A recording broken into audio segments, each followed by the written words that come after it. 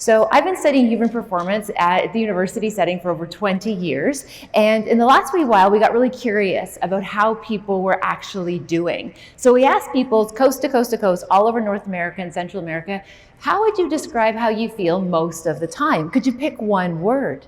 And we were a little bit startled because the word that people used to describe how they felt most of the time, personally and professionally, was done.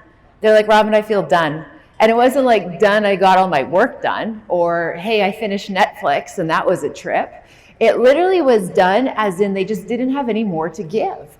So we got really curious about, okay, well, what is it that people need right now? What can we do to help carry the load for persons? And what was interesting, when we kind of dug deep and figured out what is it that people need, the number one response that people said, I would be able to do life better if I had this one thing, it was energy.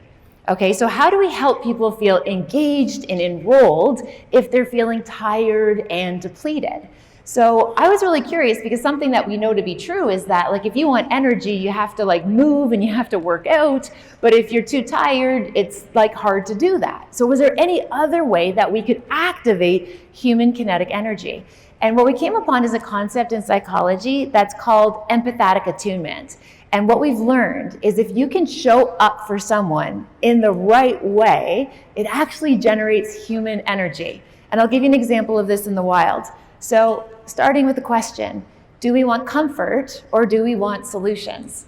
Now, I have 3 teenagers, and last school year, I was chatting with my boys. They were, at the time, they were 19, and I was talking about my son, who at the time was 15, and we were just having a little team huddle. We were having a little chit-chat, and then all of a sudden, their sister came home from school, who's 17. Has anyone ever seen a 17-year-old girl in a mood? Do you all know what I'm talking about? So I turned to my boys to suggest, make sure to give your sister some space, but the boys were already gone. They fled. And now I'm standing there with this daughter who's super keyed up. And I said to her, Ava, whatever you're going through, do you want comfort or solutions in this moment?